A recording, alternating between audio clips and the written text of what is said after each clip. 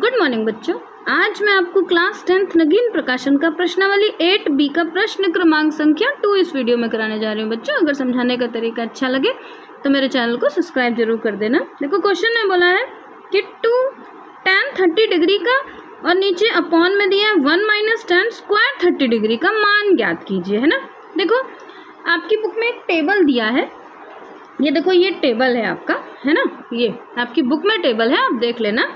ये सारी देखो वैल्यू है, साइन, कॉस, टैन, कॉसेक, सेक और कॉट, है ना। ये वैल्यू है। ये टेबल बनाने की आप प्रैक्टिस कर लेना। जरूरी नहीं है कि टेबल की डिजिट आप याद करो, आप टेबल बनाने की प्रैक्टिस कर लेना और टाइम रखना कि 1 मिनट में आप ये टेबल बना लो, है ना। इस स्पीड में बनाना। अब उसके बाद देखो, बनाना कितना आसान है ये समझ लो कि देखो, ये जो ऊपर की डिजिट है, पहली, दूसरी और तीसरी, ये सारी नीचे से ये उसकी उल्टी है, देखो, है ना।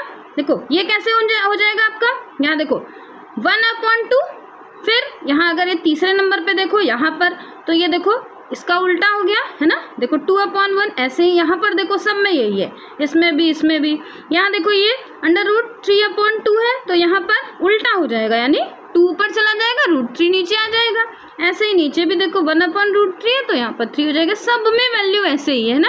और पहली और दूसरी लाइन बनाना देखो कितना आसान है। पहली लाइन यहाँ देखो, आपकी पहली लाइन आप याद कर लो। देखो 0, 1/2, ये देखो 30 की वैल्यू, 45 की 1/√2 और 60 की √3/2 और ये 1। अब यहाँ से देखो ये उल्टी वैल्यू हो जाएगी, है ना। उल्टी वैल्यू कैसे, देखो ये 1/2, यहाँ पहली वाली यहाँ 0 आ गई, दूसरी देखो 1/2 आ गई, तीसरी 1/√2 और ये वाली यहाँ आ गई, ये वाली यहाँ आ गई, है ना। इसलिए आप इसकी टेबल आप एकदम अच्छे से याद कर लेना।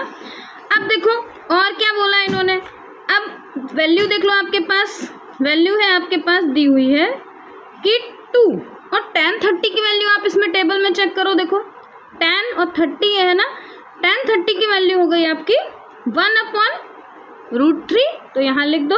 tan 30 की वैल्यू हो गई आपके पास 2 और कोई साइन नहीं है तो मल्टीप्लाई का लगा दो, 1/√3, ये आपकी tan 30 की वैल्यू हो गई। नीचे अपॉन हो गया, है ना।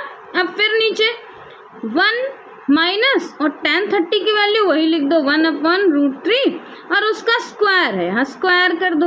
अब इसको सॉल्व कर लेते हैं। देखो, सॉल्व करने के लिए जब मल्टीप्लाई, ये देखो अगर प्लस माइनस होता है तभी आप उसका एलसीएम निकालते हो, मल्टीप्लाई होता है तो एलसीएम निकालने की जरूरत नहीं होती है ना। 2 1 जा, यहाँ हो गया 2, नीचे √3, फिर अपॉन में यहाँ देखो, पहले इसको सॉल्व कर लो, ये 1 वैसे का वैसे रहने दो, है ना।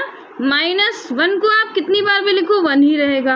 और √3 का मतलब, √3 का स्क्वायर का मतलब होता है कि √3, देखो इधर समझ लो कि √3 × √3, आधी आधी वैल्यू मतलब पूरी हो गई तो 3 हो गया ना। तो नीचे क्या मिल गया हमें, नीचे मिल गया 3। अब आप देखो कि यहाँ पर आपके पास माइनस का साइन है, इसके नीचे आपने /1 लगा दिया।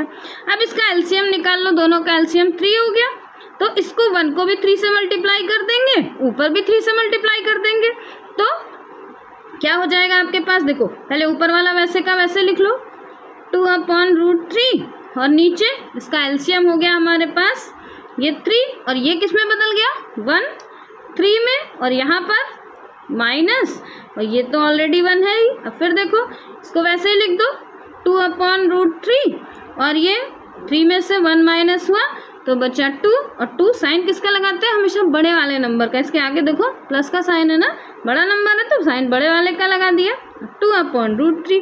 अब इसका आप रेसिप्रोकल कर दो, है ना। रेसिप्रोकल का मतलब होता है व्युत्क्रम। व्युत्क्रम मतलब इसको उल्टा करना। उल्टा करने के लिए आप लिख दो पहले ऊपर वाला नंबर 2/√3 और इनटू इसको ऊपर रख दो 3/2। अब कट कर दो, देखो 2 1 जा, ये कट गया। अब यहाँ देखो ये आधी है और ये आधी वैल्यू है ना। अभी मैंने यहाँ बताया ना, 3 को आप कैसे लिख सकते हो, यहाँ पर देखो 3 को हम लिख सकते हैं ना, 3 × 3, मैंने कट कर दिया, कोई रफ वर्क था आप ये समझो। देखो लेकिन 3 को हम कैसे लिख सकते हैं, 3 × 3 मिलाकर 3 होता है ना। अगर हम उसमें से एक √3 काट दें तो हमारे पास एक √3 बचेगा, तो यहाँ पर वही करेंगे, एक √3 से हमने इसके 2 √3 को काट दिया, तो हमारे पास क्या बचा, एक √3 बचा, है ना। तो आंसर कितना हो गया हमारे पास, √3 1 जा √3 और नीचे तो 1 हो गया, यानी √3 यही आपका आंसर है ना। बच्चों, अगर समझ में आता हो मेरा पढ़ाना तो चैनल को सब्सक्राइब जरूर कर देना। आप जितना ज़्यादा से ज़्यादा मेरे चैनल को सब्सक्राइब करोगे उतना ही वीडियो डालने का मेरा इंटरेस्ट बढ़ेगा और मैं जल्दी से जल्दी सारे क्वेश्चन सॉल्व करके आपकी वीडियो पर अपलोड कर दूंगी।